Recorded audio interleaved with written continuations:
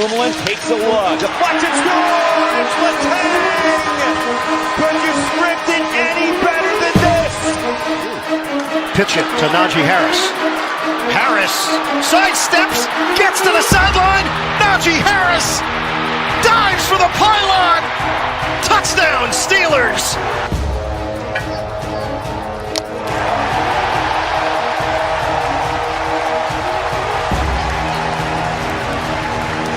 I don't think I expected anything less. That's unbelievable. It is absolutely incredible.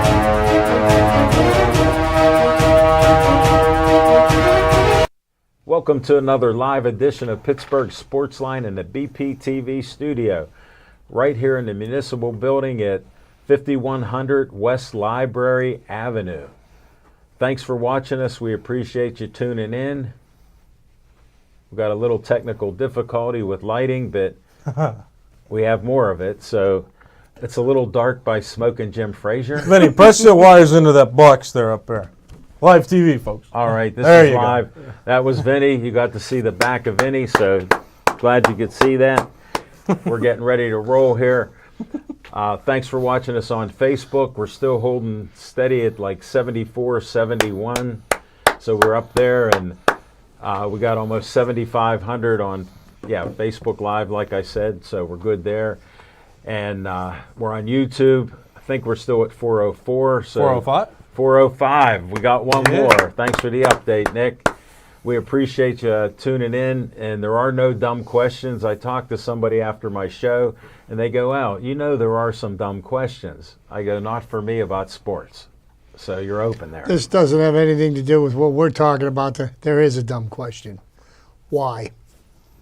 Whoa. Okay, there we go. I'm Al Levine, the talking machine. Got Smoking Jim Frazier, Chip Hayner, and Nick Callis. We're going to go to promos in 10 seconds.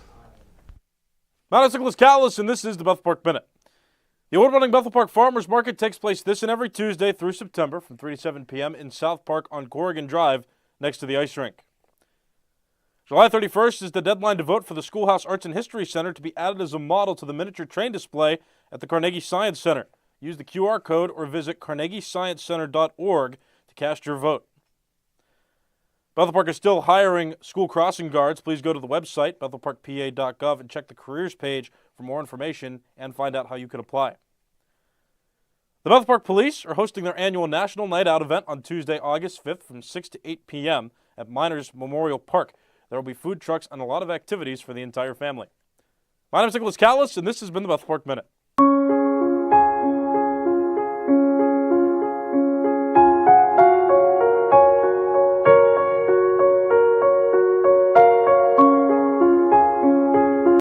Frank Fanera, owner of Olive Oil's Pizzeria and the Hillcrest Shopping Center on Route 88.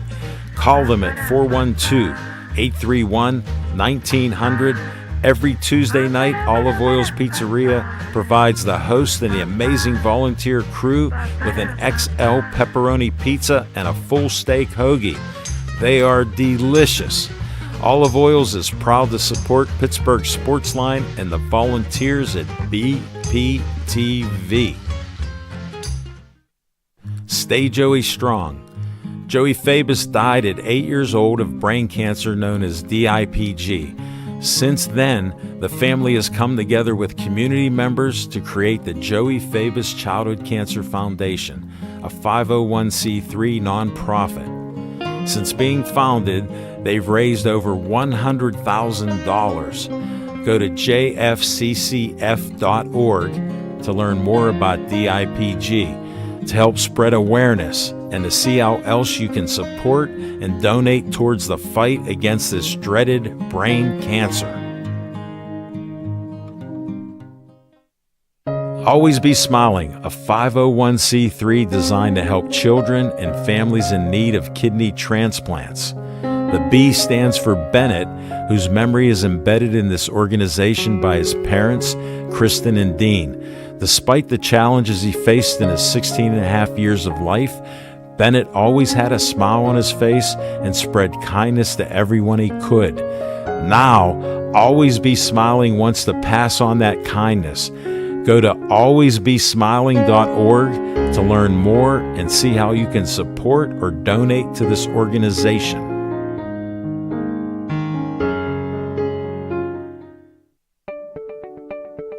The Bethel Park Community Foundation has money for you.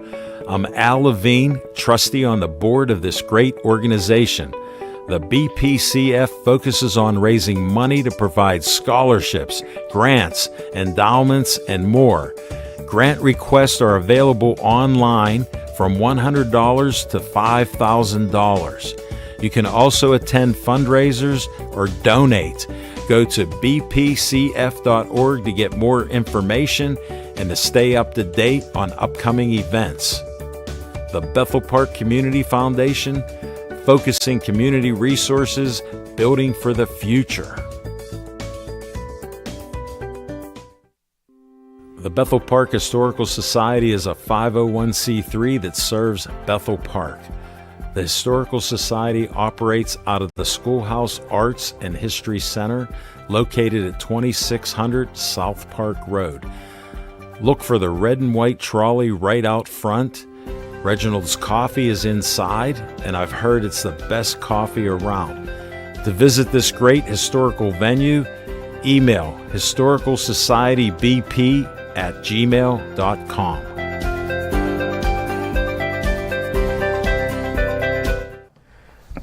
Hey, thanks for watching our promos. We appreciate it, and try to support them. I got to announce I'm doing my 3rd annual telethon. Yeah, was just thinking about it with my mom. Very sad. She died 37 years ago, August 17th, 1988. We're going to honor her on August 16th for my 3rd annual Alzheimer's telethon. You're all welcome to come in. You know, we'll have some water, we can have some conversation. We'll do it like we did our 1000th show with some little interviews on who you are and why you're here. And if you donate money, I'll have a link. Smoking Jim will give me ones, and I'll donate it to my mother like I've done the last 2 years. We've raised about $2,000. So I'm looking if we get somewhere $700, $800, $1,000. If my 6,700 close friends just give me $1, we'll be fine. So we'll leave it at that. Just the wheelbarrow full of pennies he was going to bring. Put it in your vehicle first, and then bring it. All right, enough of that, but that's some serious stuff, so consider that. We got What's on Your Mind, Smoking Jim Frazier. Thanks, Al Levine, the talking machine, and if you want the green, you got the sea. The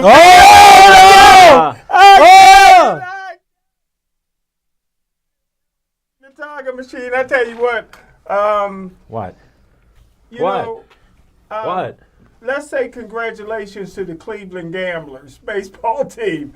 Al Levine, the talking machine. But I tell you what, Al Levine, the talking machine. The one thing I love about Nick, I don't love his football takes. But the one thing, nobody knows baseball like Nick. He ain't paying attention. Nobody knows baseball like Nick.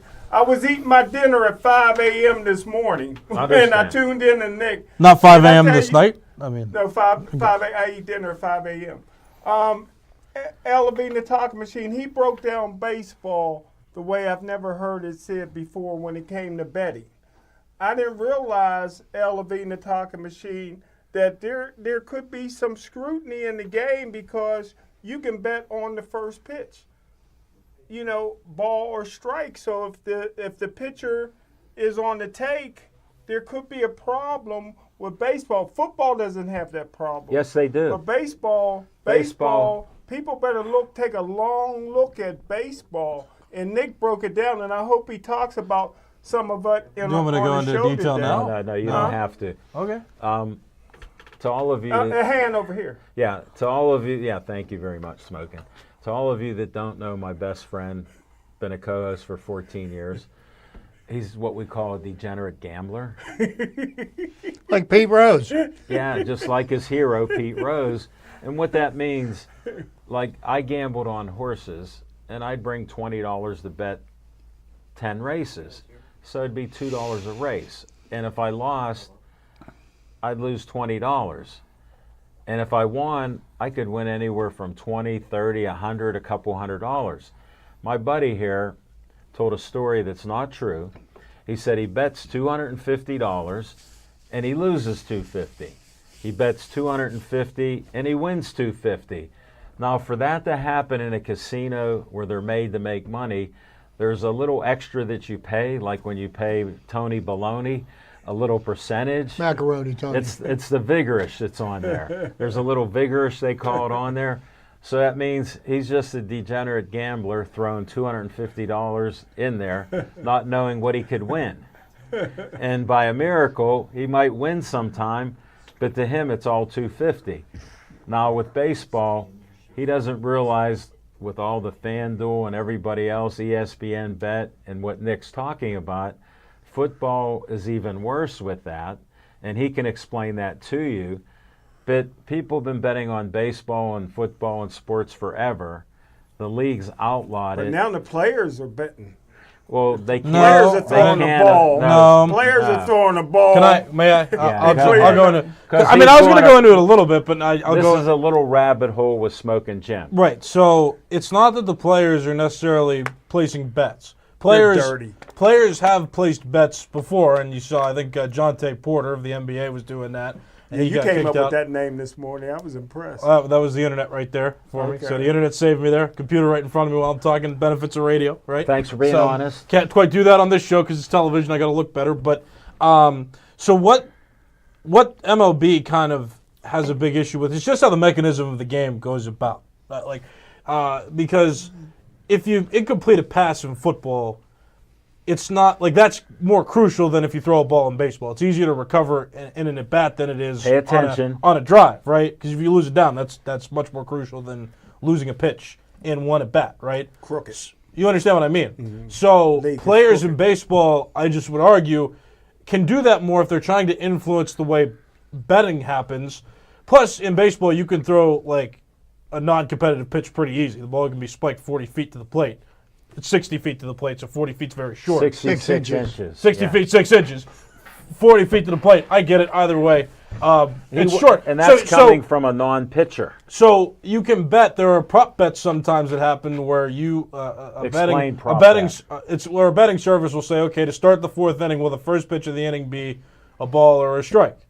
So it's easier for pitchers to go, oh, I'm just going to make people a bunch of money if they check my tendencies. I'll just throw the first pitch of whatever inning the prop bet is way outside. I agree with you. I said the game is So it's crooked. but it's not that necessarily. It's just the mechanism of the game could allow for bad actors to do this more easily, and it's not the players benefiting; it's the bettors that are benefiting. It's not the players benefiting necessarily. That's where you're it's, making a it's the mistake. bettors who are like, oh, okay, these guys are going to throw How balls come the for us to players make are money. suspended right now? So- They're not suspended; they're on leave. There's a difference. They're not Investigation. suspended. They're being investigated. So here's my question about this whole thing. So if that is the case, then how the pitcher's out on the mound, supposedly not incommunicado with anybody.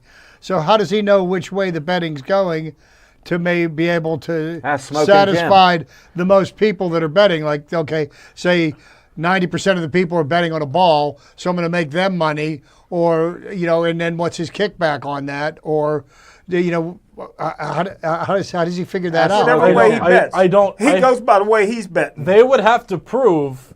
They would have to prove that. We got to move on because Smoking Jim. Yeah, here's why. Well, Chip's talking. Yeah. Chip does. No, You I can asked answer a to question. him, Yeah, no, that's but so. Smoking's laughing. You would have to. Major League Baseball has to prove that They're in they were in collusion with somebody. communication. Yes. Otherwise, I think that the players are just saying, "Hey, let's make fans money."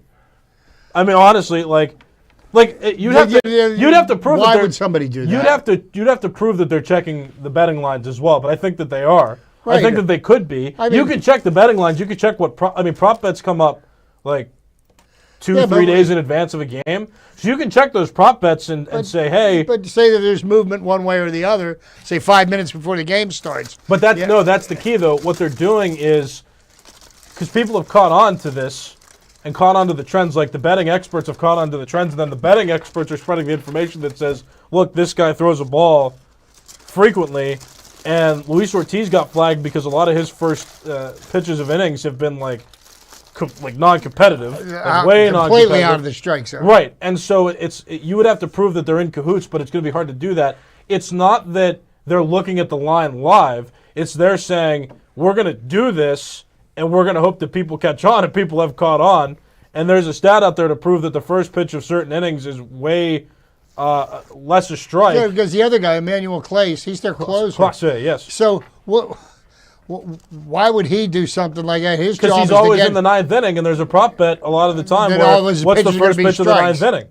Well, Is it going to be a strike or a ball? So, why would he waste a pitch when his job is to get 3 outs? well, that's my argument too about baseball is because you can lose a pitch, you can waste a pitch, especially if a closer comes in with a 2-3 run lead. You can waste one pitch and it's not going to be as consequential. In other sports, a missed shot, That could blow up on you too. it could blow up, but it's less likely to blow up in baseball rather than in other sports. That's why I think it could happen in baseball more often. You could get more of these bad actors, and I think we're seeing that with Cleveland. Like Cleveland caught on. Again, losing a pitch is not catastrophic. I would be interested to find out all the inner The workings statistics of this. and the statistics Because this and is and- interesting. Right. So, but that's just Major League Baseball's burden right now is to prove, was anybody in communication about this? They seem to have enough to want to do an investigation, but they would just have to prove that. Well, here, let me add this. You're doing online betting. All the stats are out there. You could see all those stats. So that's how people will bet. Like somebody that's not online, like Smoking Jim, who did get online and See? lost money, they would know the trend. Okay, this No, much you're I right. understand, That's betting but expert point. you know the thing that I'm trying to wrap my head around is, okay, how is it that the pitcher on the mound and whomever the bettors are, Yeah. how is, because if he wasn't benefiting from this, Yeah, he wouldn't be doing it, because nobody's that altruistic that they're going to make the fans money. The only reason you would do it is to pad your own pocket. Well, listen. Now, listen. Maybe they know somebody Yeah. who is benefiting from this, where they have a friend or a relative that can benefit from this. But you would have to Possibility. prove that those conversations took place, Like and Shohei. you could be smart. Like Shohei. Shohei is crazy. That's a whole Well, you situation. know what, that's yeah, nuts. you know I what? just- No, how about that too? Like Shohei Ohtani, best player in baseball, he gets flagged for suspicious activity, and all of a sudden, oh nope, it was his translator. Yeah. I mean, Alan there's a lot of knows. suspiciousness Alan going on. knows. Follow the money. It'll tell you where it's going. Yeah, this is real simple. But what I guarantee is that in some way that may not be provable. I mean, if they did this smartly, I mean, you could just have conversations with your friends or relatives, Right. where you say, "I'm going to do this," and just all of a sudden, though, like the betting experts also caught wind of it because there are betting experts out there that do this for a No, they living. look for They fraud. check all types They- of probabilities about yeah. weather, about game time, about But then the matchups. minute somebody doesn't get paid, that's when they blow the whistle on them. Nick knows But himself. no. But that's not he's it's not talking even that about- there's a yeah. whistleblower. It's not even that there's a whistleblower. What Major League Baseball does is they look at the betting experts who are running stats on this, and then they conduct their own like statistical analysis, and they find out what are the statistical probabilities of a strike whenever there's a prop bet versus not, Nick knows and his stuff. then they go and they say, okay, why in the fourth inning when there's a prop bet is Luis Ortiz throwing a ball 40 feet, in the dirt on a pitch, and every other inning he's close to the plate if not throwing a strike.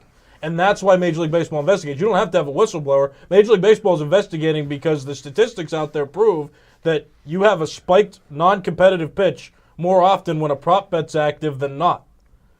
So you don't have to blow a whistle. You can just All look right. at this. We statistics. went There's- very the- deep down the rabbit hole that Smoking Jim There's put a out. lot to this Chip story. makes a lot of good points because it's like a spider web there. With It who's is. involved, who's not. More will come Smoking out. Jim, this is so far above what he's even thinking. Like he Does believes. what I'm saying actually makes sense? No. Again. Okay. Yes. No, it is. No, he thinks you're is. smart. Okay, I'm just making sure I'm not speaking. I still have more foreign questions than I've got answers Well, to that's right after now. the show. That where Smoking Jim's at is there's bad people out there making bad bets, and it's not him. So we got to move on to Chip Hayner. After all that, 20 minutes of 20 that. minutes. That's okay. What's on your mind? Okay. Now? So, what's on my mind as the trade deadline looms on Thursday? What's going on? It's anybody's guess what the Pittsburgh Pirates are going to do. They do have some tradable pieces, Will they get a hitter? but they certainly are not going to get any major league talent for any of the pieces that they have. I think if they do make a move, they're going to end up getting prospects. And that leads me to ponder the question. And a friend of mine who's an usher down at PNC Park, he and I played fantasy football together for 30 years. I've known him for 40. All right, he has credibility. No, I like his points of view when it comes to sports. And, and he brought up the suggestion, he said, I feel that the Pirates shouldn't make any moves. He goes, here's the question that you have to ask yourself. Are the Pirates going to be contenders next year? And if they are going to be contenders next year, then really you don't want to have a fire sale. Now, that being said, I don't think Pittsburgh sports fans, myself included, will stomach another 5-year plan. Like blowing it up right now and saying we're gonna tear it all down and we're gonna rebuild it in 5 years. No, I think that they need to do something along the lines of making them a competitive team for next year. They've got some nice pieces. They do need to make some additions. We're going to see what's going to happen. But I think the biggest problem that the Pirates have had, and I went to 4 games in the last week, saw Skeens pitch last Monday night. And 2 in a row. Well, and here's the thing with Paul Skeens. Paul Skeens is an amazingly talented young man. Generational. He pitched 6 innings his last 2 starts. Gave up no runs, which is good. I am old school. I want to see a pitcher finish what he starts, okay? The fact that he's getting 6 innings in is better than last year when he was doing 4.5 innings. I still think he can improve on his pitch efficiency, but his ERA is as low as I've ever seen, and he's doing really, really well. So that brought me to the problem that Pirates pitching isn't the problem. It's Pirates hitting that seems to be the problem. We all agree. So I ran across some stats that I found very interesting, and to me it brought up a problem that I see is across Major League Baseball, not just with the Pittsburgh Pirates. And I think it's the way hitters are being taught to hit, different from the way you and I were taught to hit as young men playing the game. Everybody's swinging from their heels. They're trying to hit the ball out of the ballpark. We got yelled at. And they have the same swing whether you've got no balls and no strikes. If you've got a 3-1 count, if you've got a 0-2 count, they're still swinging the same way. So here's some statistics that I stumbled across, and then I'll wrap this up, that I found very, very telling about the quality of hitting in Major League Baseball. And I do not attribute this to an improvement in pitching, but okay. In the year 2000. Major league teams with a team batting average of at least 260, okay? Now, there's 30 teams in Major League Baseball. In the year 2000, 24 teams had a team batting average of 260 or higher. Wow. Okay? And then this goes year by year all the way down to current. What happened in 5 years? Okay, well, 5 years, 2005, they went from 24 to 20. Let's just go in 5-year increments to 2010. They went from 20 to 12. Wow. And there's 12 major league teams with a team batting average of 260 or higher. Yeah, that's so like let's fast forward to 2020. Right. You got a 10-year swing. 6 major league teams with a team batting average of 260 or higher. And then we fast forward to 2025. Oh, no, I don't want to hear. 0. 0 major league teams with a team batting average of 260 or higher. Oh, then we're okay. So, Your as logic bad as in Pittsburgh, we're okay then. Well, it doesn't mean we're okay, because here's what we do. We probably leave more runners on base. Yeah, we do. Than I'd say 90% of the teams in Major League Baseball. Now, hold up. Now, not just, hey, here's me. Don't forget, a couple years ago, I brought you a sheet. Right, I spelled it out. I'm like, let's look at all the stats over the last 10 years. And while average has gone down, there is a statistical improvement in run production, home runs, I remember runs batted you did in. show that. Yeah. So average is not the indicator. I think teams have just gotten to the point where they strategize like, okay, if I ground out and if I strike out, the result's an out. And so there are certain times where, like I told you, I kind of got this mentality when I was growing up where if I'm the cleanup hitter, which I was a lot, brag, right? I batted cleanup a lot on my Hey, teams. you played ball. If I'm batting in the middle of the order and there's nobody on, and there's like 2 outs, I'm going to swing for the fences. Like, I was not the fastest guy either, by the time I got to high school and college. Like, my bread and butter was hitting the ball far. That's just the reality of it. And You sound like a young Babe Ruth. so it's not like, you're getting a sacrifice in average, but you're increasing run production, which, it's not like everything's suffering. It's just like the average is suffering. But the run production statistically is going up year to year. But I do believe that if they could get the batting averages to go up, the run production would go up further. Well, not necessarily. Like I said, you can bat for contact, and maybe, again, you'll put the ball in play. You might hit a single. At certain times. Here, But let me be a no, mediator. wait, One yeah, second. I got, All right, with Chip saying what he's saying, say you get 5 more hits a game. What does that do for scoring? Well, I'm saying potentially. I'll give you an example. That's why I figured this was a game I that's was why at. I served this it up was a for game you. I was at. I served it the up. Pirates were playing the White Sox. Okay, Oh, and great two the teams. Pirates had 12 hits, and they scored 4 runs. Yeah. The White Sox had 14 hits, and they scored 10 runs. Not a single home run was hit in that game. Understood. I was waiting for you. That's why I served it up.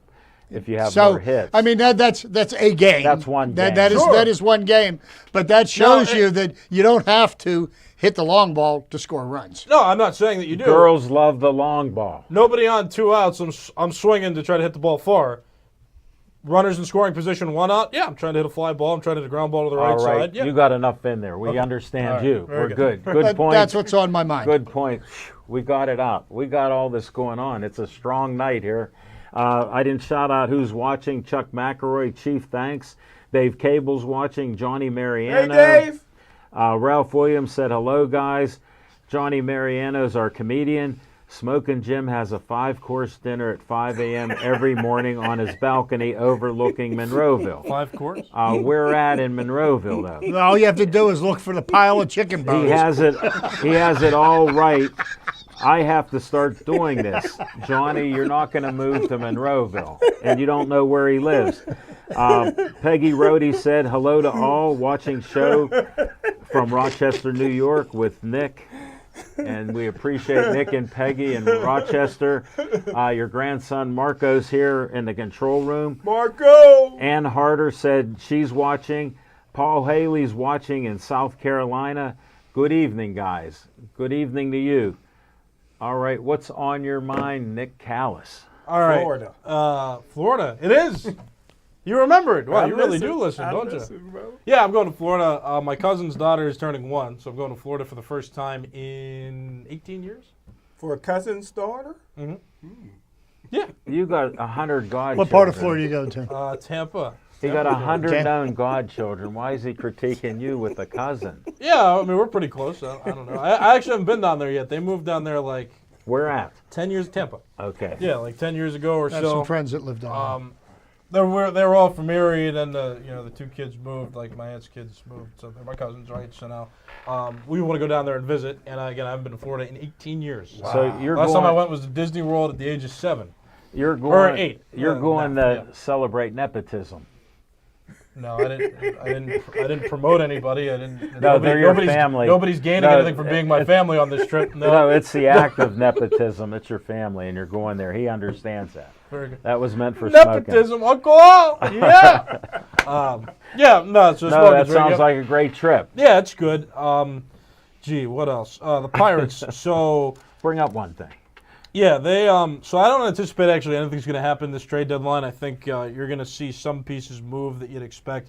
I don't anticipate.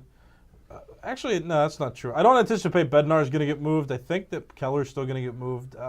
Although he started, I mean, that's some indication that he may be staying. I think they're still going to try to trade him. I'm not sure.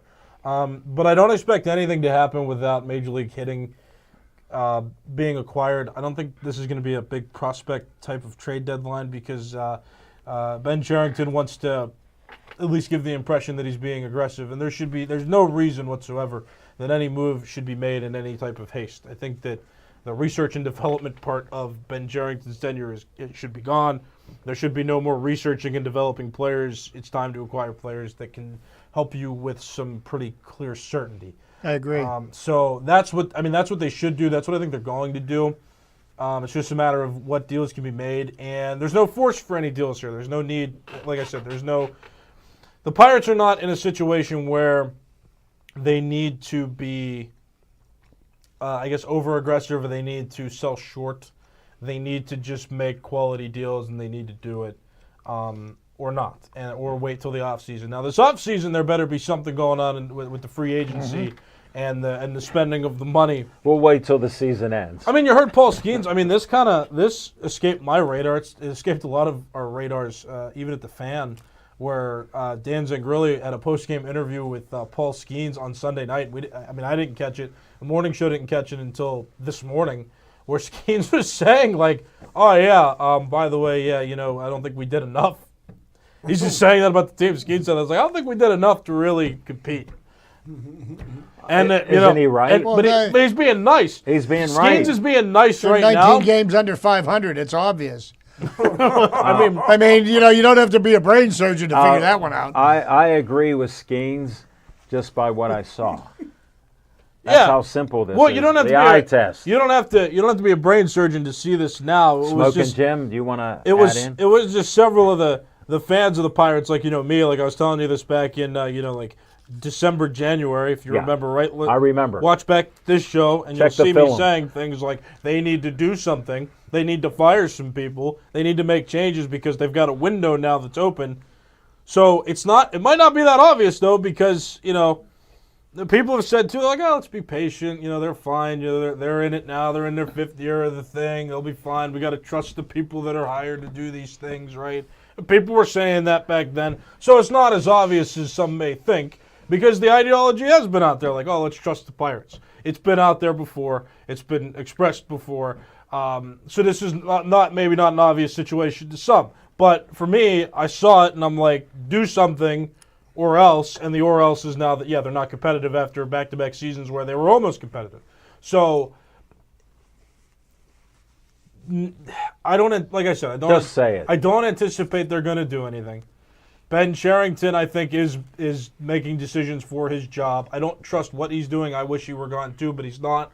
But based on what he's saying, I think that he's going to make necessary moves without giving away anything. And I think Paul Skeens saying things too is powerful. I mean, it's not a surprise either. But the fact that he's saying things and he's being like mature about it too, and he's just like having these conversations. He's not ripping the Pirates. He's just saying, hey. This Stating is the reality the of things. obvious. He's stating the obvious. He's stating things plainly and clearly, and I like to see that from him. And I really think that he's a good leader in that regard. And like I said, very respectful and very down to earth and very relatable with everybody. I mean, he doesn't want to waste years of his career. I wouldn't either if I were in his position. And so, good for him. Good for us. Hopefully they do something. And hopefully they make wise decisions moving forward. And that's what's on my mind. No, How thanks. about shut up and pitch? He's doing better than almost anybody else. Well, actually, the shut up and dribble movement, is that what you're referring to in the NBA? That was more for talking about like real world issues versus sports issues, and I don't want to get too much into that. No, don't go down that rabbit hole. Paul Skeens talking about his own team. He's not the GM. Shut up and pitch. Smoking's mic's going to be shut off.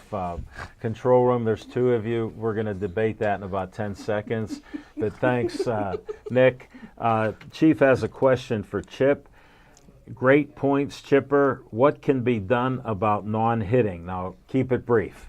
Well, Tommy Pham's case, you can get your eyes checked. I can tell you the simplest thing. Watch any of the instructional videos from either Tony Gwynn or Ted Williams. There is a world of information there that is applicable today about batting in Major League Baseball. I mean, that's what needs to happen. There's a man that doesn't know baseball. Chip, your points are well taken, and they should. And even read about Ted Williams, Shoeless Joe Jackson, and Ty Cobb, what they talked about hitting. Well, when the pitcher throws the ball underhanded to you, you're going to swing down on it and hit it on the ground and then run to first. Yes. I'm glad we covered that. Thank you very much. All right, what's on my mind after my honored event of 1,000 show celebration? You know, a lot of people go, Al, you talked about pitching and all that. Did you really pitch? Yeah. I'm going to have a close-up.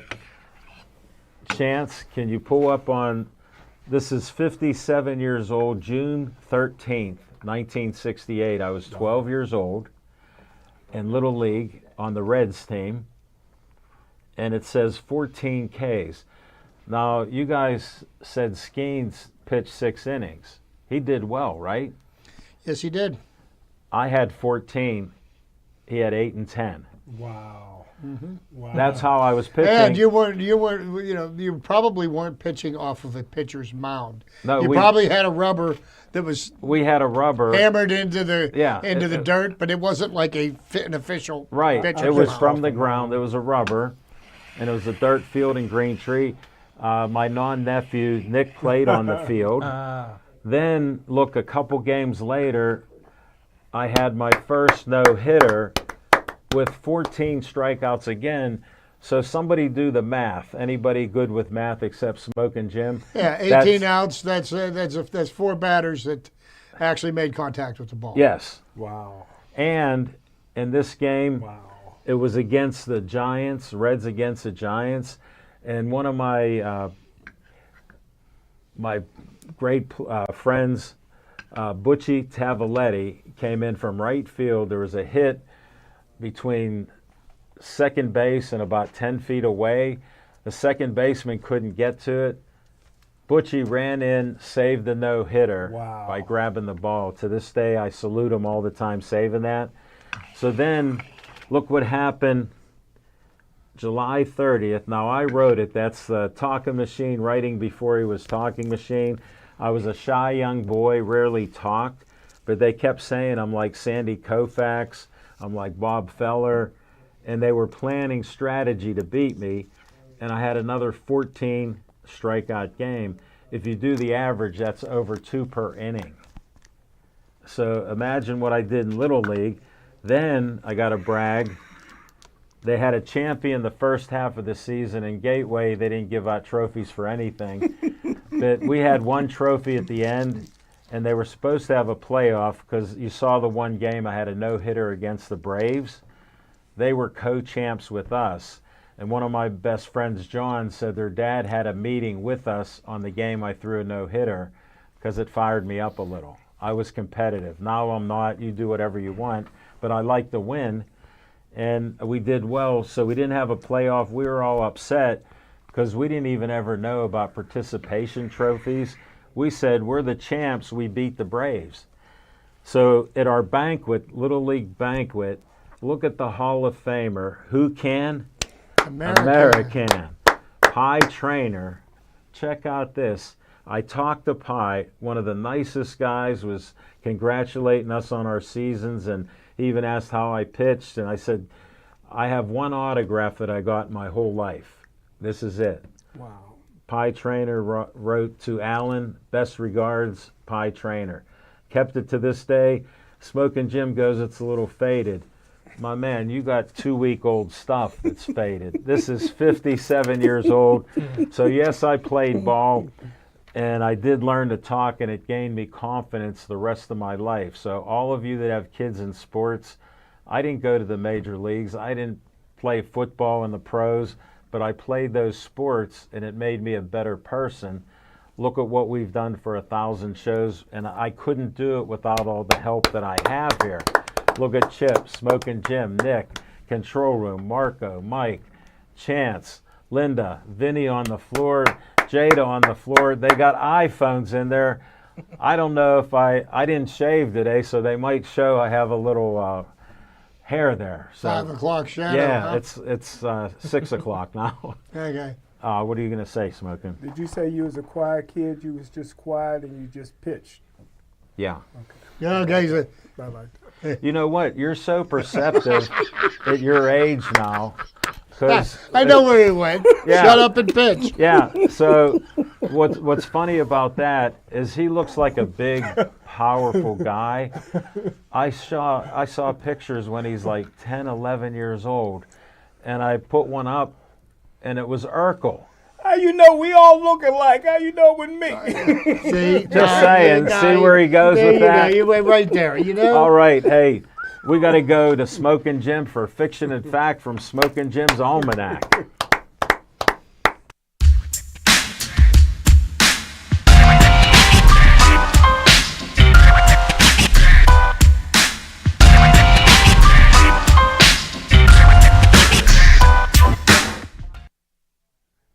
Thanks, Al Levine, the talking machine. That's great stuff. And I know that Nick Callis is a Little League Hall of Famer. Hit a home run in the Little League Hall of Fame. Was it? I hit a home run in the Hall of Fame? Yeah, in the Little I League hit a home World run Series. and then Nick, got just in the Hall of nod. Fame. Just nod. So, hey, we're going to go back before Mikey was born.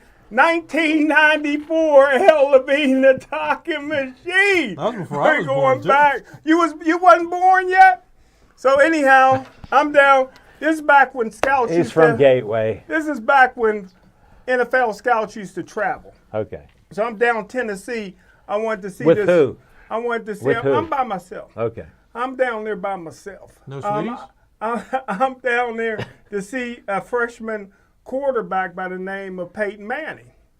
So when I get down there, I hear that Elkhorn State is playing, and at the time they had a quarterback that eventually finished third in the Heisman behind Salam from Colorado and Blair Thomas from Penn State.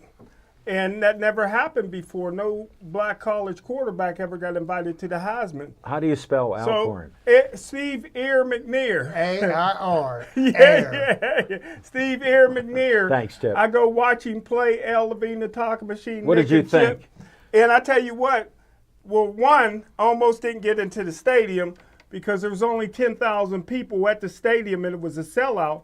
And I says, where's the college stadium at? I thought it was a high school. You know, we get that at Gateway. I thought it was a high school stadium. So I go in there, and you know, at halftime of the black college games, I don't know. Everybody goes for halftime for the band. Ear McNair passes for 500 yards, 6 touchdowns. He rushes for 156 yards and 2 more touchdowns. And I'm going around the stadium saying, Vinny, who's number 80 for Who's Tennessee Vinny? Chattanooga? Who's Vinny? I'm like, who's number 80 for Tennessee Chattanooga? Officer people's like, who cares? You see what Aaron McNair's doing? Yeah. Who's number 80 for Tennessee Chattanooga? Number 80 was a junior wide receiver by the name of Terrell Owens that calls himself T.O. now. I wrote to every general manager in the National Football League. I says, I guarantee this guy will be a superstar. Everybody passed on him. The rest is history. T.O. caught my eye that day when Aaron McNair put up record numbers and ended up coming in third in the Heisman. There's a hand over here. What did you say? Was that the hand you pitched with? Yeah. Okay. It's a right hand. Here, I'll throw. That's what they call the arm of God. What did you tell all those same people about Air McNair? Well, Okay, let's move on. Got him. Chip Painter, we got trivia time coming up in 10 seconds.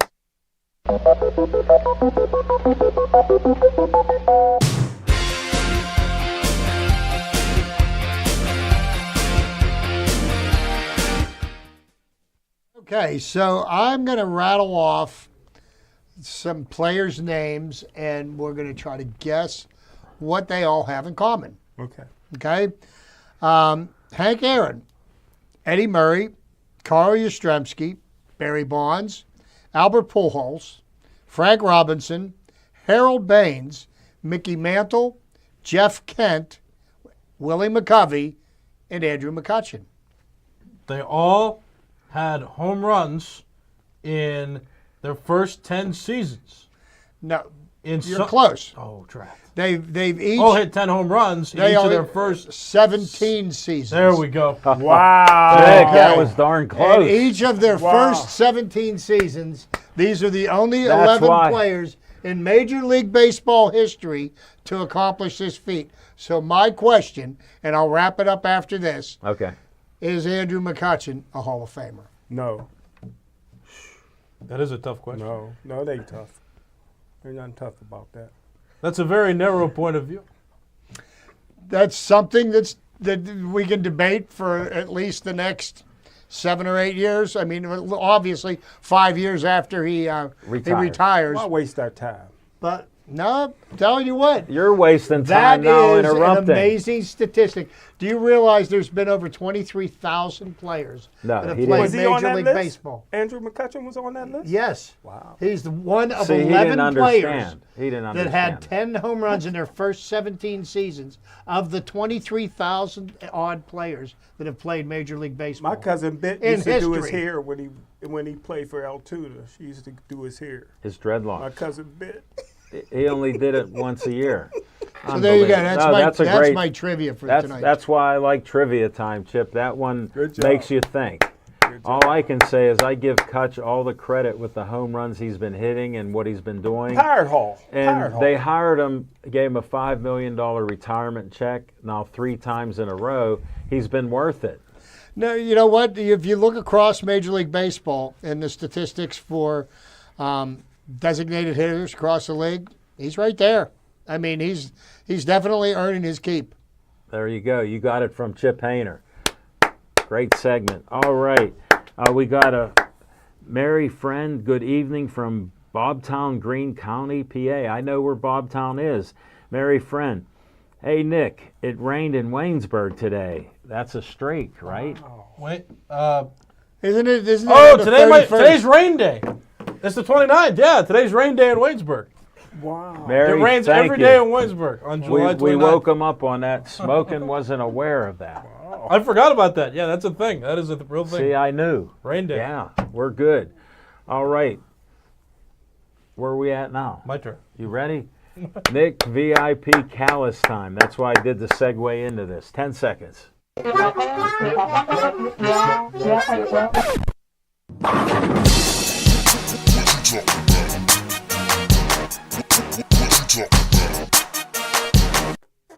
Okay, so is Andrew McCutchen a Hall of Famer? I have an opinion. Let us know. It's way more interesting than what I was going to talk about anyway. But let's talk about it. Okay, So, you got time. Jeez. So, I mean, it is tough, and I don't want to hear your opinion. I'm going to give mine first, so you just stay quiet over there, smoking Jim.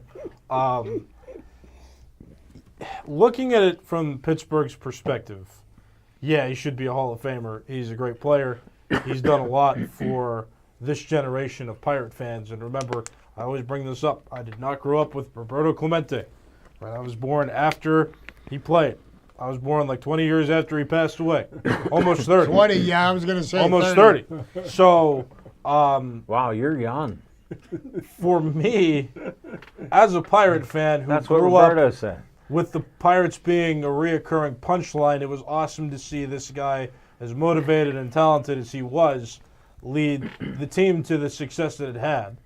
Even though that is only 3 years. I mean, Andrew McCutchen was the franchise face of that group of players that brought hope back to Pittsburgh that maybe the Pirates could do some actual damage in the playoffs and maybe quite possibly bring a World Series to Pittsburgh. Like, there were legitimate thoughts of that 10 years ago. Like Well, didn't they 2013, have 2015. 96 wins? They had 98. 98 They won wins? 98 games in 2015. So And they were we did what we did with Skeens this year. right, and that's why it's disappointing now. So when Sorry, you- I had to put that in. And for McCutchen, there aren't very many flashy stats that he's had in his career, like post 2016. But he has been an on-base machine for like the entirety of his career, which has made him valuable to other teams when he was going around different places. And he's come back to Pittsburgh and he's been solid. Again, not great, not MVP numbers, but he's been a player that you can rely on to hit the baseball when he's in the lineup. He's consistent. Is he Hall of Fame worthy, though? I can't be biased toward this. Like, I'm trying to see this in a lens that isn't biased because, like I said, I am rather biased to this. And again, that's a stat. I mean, only 11 players have had at least 10 home runs in 17 seasons, right? So First 17. in their first 17 seasons. I mean, that's something. But, like, you really got to pull that one out, you know, of almost nowhere to really look at that and go, like, oh, yeah, I mean, does that make him Hall of Fame worthy if he has his accolades? I mean, he's the most valuable player. He was a perennial Gold Glover, Silver Slugger Award winner for a few years there. Consistent is the word I would use. Hall of Fame worthy. I gotta lean toward no if I'm gonna give you an opinion, but it's not as Hold on, it's not as slanted as Smoking Jim makes it out to seem. I think he's just saying that to be controversial. You're in a mood today, and yes, he is. So I mean, it's fine. I'm gonna lean toward no just because I need to be not biased. Okay, well, as it relates to the Pirates. Consider this. Harold Baines is in the Hall of Fame. Other than being on this list, what else did Harold Baines do in his career? Nothing. Yeah, I don't agree with. I didn't agree when he got they put him elected. in. I don't agree He with. got elected. I mean, there are some players I think that maybe are less deserving than being in the Hall of Fame. I think that maybe standards were different back in the day than they are now. I mean, there's several factors that may contribute to why players get in. I just think that when I think of this era of baseball, because I always argue, you got to judge based on the eras. I mean, what did Andrew McCutchen do as compared to the best players in his time? And unfortunately, I mean, he's been good and consistent, like I said. But, I mean, a lot of the times you see Hall of Famers in there who win championships or are able to, be so good that they make their team that much better. And, I mean, he didn't make the Pirates, that much better. I'd phrase that wrong, and I don't want people to get mad at me because I know you'll probably get on the Facebook chat and everybody will say, yeah, the Pirates were better because of him. I'm trying to think of how to phrase it. He didn't win a championship, which is tough, and that's. Well, here I'll help you a little bit. Not even when he was on the Phillies or on the Brewers when he was there for a little bit on the Giants. He doesn't have that championship accolade. He's got a lot of great personal feats over a 4-year period where he was a part of the best of the best. But sustainability over a really long time. It's we're not going to put Tim Lincecum in the Hall of Fame. He was really good for a little while. Yeah, a few years. But he faltered very hard later in his career. We're not going to put Troy Tulowitzki in the Hall of Fame despite the greatness he had when he was on the Rockies and earlier on when he was traded to the Blue Jays. Now, 10 years ago, that's crazy. Nicholas, I'll tell you, and I think that he does have a chance, and I'm not just being a homer. Well, he has a chance. Of course he does. An interesting thing that I found, I looked at the list of new eligible candidates to be considered for the Hall of Fame for next year, okay? And with the exception of maybe one, I don't think there's a single one of them that should even get, it shouldn't even be voted on. Wow. Okay, and so then there's who? I mean, who are we comparing to? Then? Well, you'd have to take a look at it. We'd have to look it up. But I saw it. I saw it this afternoon, and I looked at that, and I was like, I wouldn't vote for any of these guys. So this may be a year coming up where nobody gets elected into the Hall of Fame. There you go. But I got a little thing different here with a Pittsburgh guy, Danny Marino. Wouldn't you say he was one of the best quarterbacks? The best. And he got in the Hall of Fame. He was only in one Super Bowl, and that was it.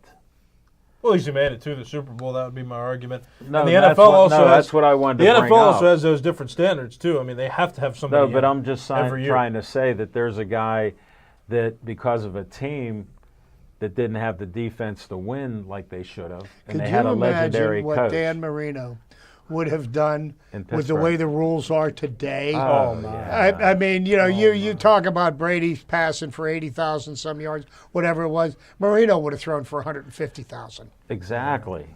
Yeah. No doubt. Ann Harder said, "We love McCutchen." So there you go. We love McCutchen. We absolutely love McCutchen. It's an interesting interesting conversation. It's a tough conversation for Pittsburghers to have for sure because we love him so much. No, we're Pittsburghers. We just did. Nobody got mad except Smoking Jim because he didn't even know what we were talking about. Oh, he's batting 248 this year. See? But he's an on-base machine, and that's what All right, we're going on to the and last nobody threw segment. a battery at him. Oh, wow. On location, 10 seconds.